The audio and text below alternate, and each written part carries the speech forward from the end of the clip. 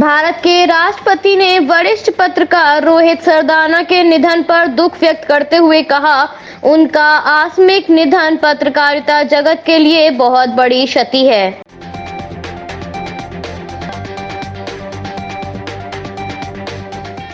भारत के उपराष्ट्रपति ने रोहित सरदाना के निधन पर शोक व्यक्त करते हुए कहा, एक युवा निर्भीक पत्रकार का ऐसे चले जाना देश और मीडिया के लिए अपूरणीय क्षति है। वेदना की इस घड़ी में मेरी संवेदना और प्रार्थनाएं उनके शोक संतप्त परिजनों और सहयोगियों के साथ हैं।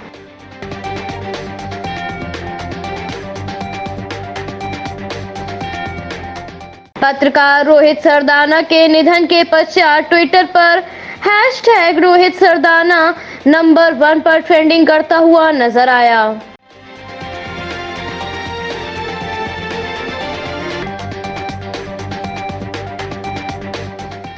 प्रधानमंत्री ने कहा, कोविड-19 महामारी की स्थिति पर मंत्रिमंडल के साथ बैठक कर चर्चा की है। ऑक्सीजन और दवाइयों की कमी पर उठाए जाने वाले कदमों पर विचार विमर्श किया गया है।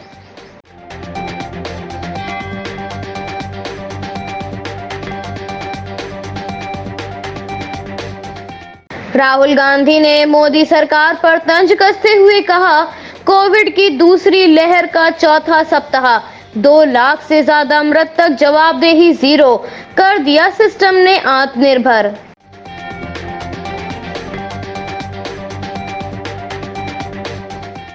देश में कोरोना की स्थिति को लेकर सुप्रीम कोर्ट लगातार केंद्र सरकार पर तीखे सवालों की बौछार करते हुए नजर आ रहा है, जिसके पीछे एक बार फिर से सुप्रीम कोर्ट ने ऑक्सीजन और दवाइयों की किल्लत वाली सुनवाई के दौरान केंद्र सरकार को सवाल पूछते हुए कहा, सरकार का क्या प्लान है। और साथ ही सुप्रीम कोर्ट ने ये भी कहा, हम लोगों की आवाज सुननी चाहिए।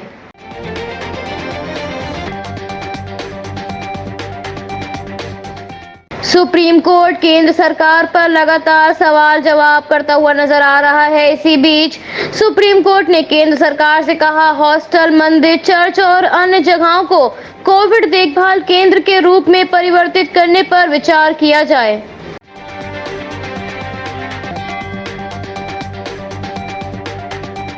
कोरोना संकट के बीच सुप्रीम कोर्ट ने एक याचिका दायर की है, जिसमें याचिकाकर्ता की अपील है कि यूपी में पंचायत चुनाव के वोटों की गिनती को टाल देना चाहिए।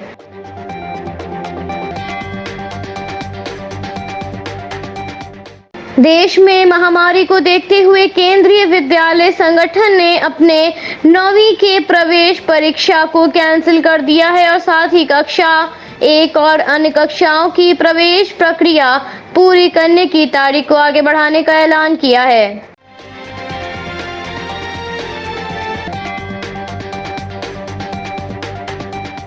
राजधानी दिल्ली के उपराज्यपाल अनिल बैजल हुए कोरोना पॉजिटिव।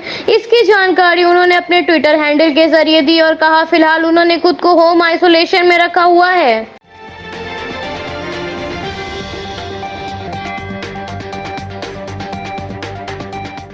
स्वास्थ्य मंत्रालय ने कहा, मेडिकल ऑक्सीजन की उपलब्धता और सप्लाई पर हम काम कर रहे हैं। हमने 8,593 मीट्रिक टन ऑक्सीजन 23 राज्यों को उपलब्ध कराई है। इसके साथ ही 1,27,000 नए ऑक्सीजन सिलेंडरों का ऑर्डर किया गया है।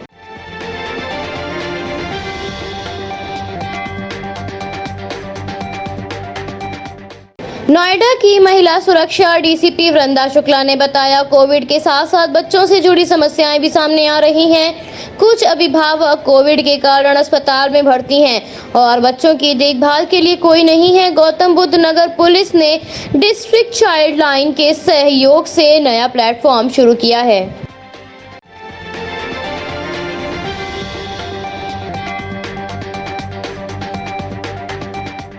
उत्तर प्रदेश अपर मुख्य सचिव स्वास्थ्य अमित मोहन प्रसाद ने बताया, प्रदेश में अब तक 1,49,49,009 लोगों को कोविड-19 की वैक्सीन की पहली खुराक लगाई जा चुकी है, जिसमें से 22,33,929 लोगों को दूसरी खुराक मिल गई है।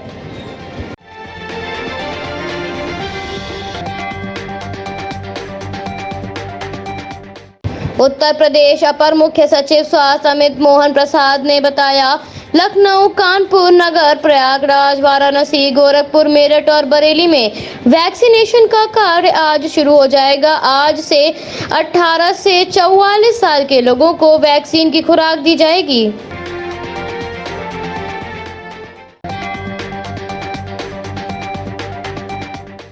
उत्तर प्रदेश अपर मुख्य सचिव सूचना नवनीत सहगल ने कहा, प्रदेश सरकार प्रयास कर रही है कि हर जगह ऑक्सीजन समय पर पहुंचे। इसके लिए टीम 9 में से एक विशेष टीम बनाई गई है, जिसका कार्य ऑक्सीजन की उपलब्धता पर ध्यान रखना और ट्रांसपोर्टेशन कराना है।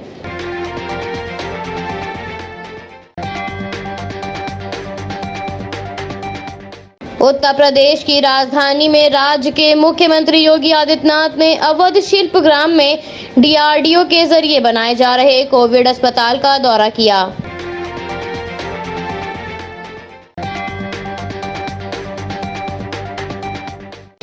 जिम्स में गुरुवार को उपचार कराने पहुंची एक महिला मरीज की तबीयत लगातार बिगड़ते देखने के बाद भी यहां के डॉक्टरों ने उसे भर्ती तो दूर जांच करने की भी जहमत नहीं उठाई, जिसके कारण महिला मरीज ने अपनी कार में ही दम तोड़ दिया।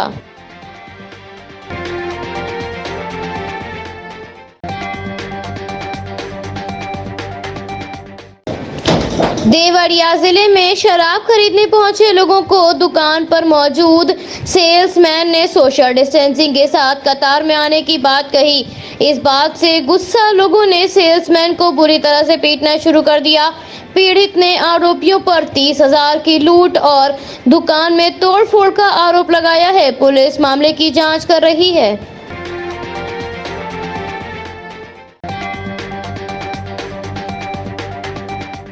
यूपी के प्रयागराज जिले में शुक्रवार को सराय इलाके में घर के बाहर सो रहे एक बुजुर्ग की धारदार हथियार से गला काटकर हत्या कर दी गई। सूचना के बाद मौके पर पहुंची पुलिस जांच पड़ताल के बाद शव को पोस्टमार्टम के लिए भेज दिया है।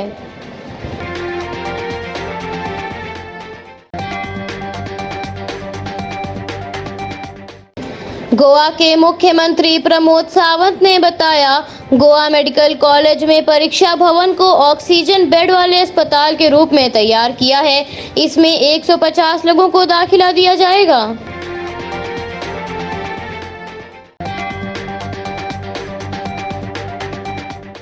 मध्य प्रदेश के मुख्यमंत्री ने कहा, फुटकर व्यापारियों के खाते में 1,000 की धनराशि डाली जाएगी। 3 महीने तक निःशुल्क राशन गरीबों को दिया जाएगा। एक परिवार के एक सदस्य को हर महीने 10 किलो अनाज फ्री में मिलेगा।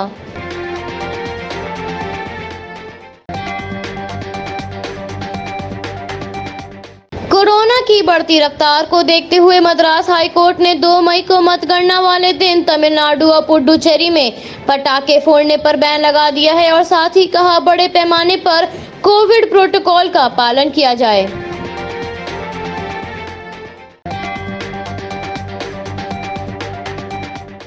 केरल के कोची के एक वैक्सीनेशन सेंटर पर लोगों की भीड़ दिखाई दी, जहां लोगों ने सोशल डिस्टेंसिंग के नियमों का जमकर उल्लंघन किया।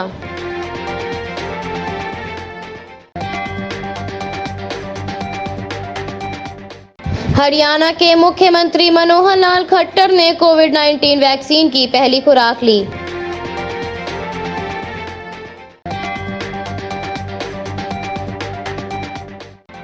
हरियाणा के पंचकुला, गुरुग्राम, फरीदाबाद, सोनीपत, रोहतक, करनाल, हिसार, सिरसा और फतेहाबाद में वीकेंड लॉकडाउन कल रात 10 बजे से शुरू हुआ था, जो 30 मई सुबह 5 बजे तक जारी रहेगा।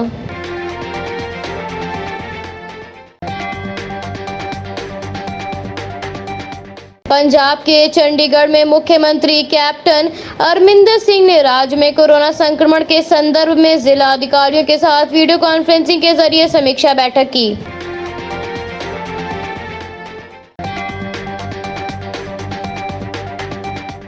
राजस्थान के अलवर में 53 वर्ष के एक बुजुर्ग मरीज की मृत्यु एम्बुलेंस में हो गई, क्योंकि ऑक्सीजन की कमी थी और उसे एक अस्पताल से दूसरे अस्पताल में शिफ्ट किया जा रहा था।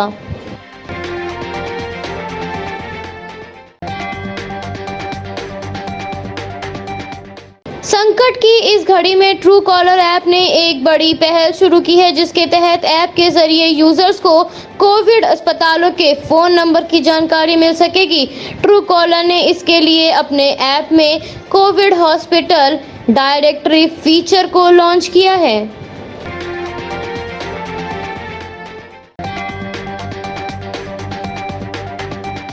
देश की जानी मानी कंपनी बजाज ग्रुप के गैर कार्यकारी चेयरमैन राहुल बजाज ने कंपनी को शिखर पर ले जाकर अपना पद छोड़ दिया है, जिसके बाद अब इस कंपनी का कार्यभार नीरज बजाज संभालेंगे। राहुल बजाज को देश के तीसरे सबसे बड़े नागरिक सम्मान पद्म भूषण से सम्मानित किया गया है।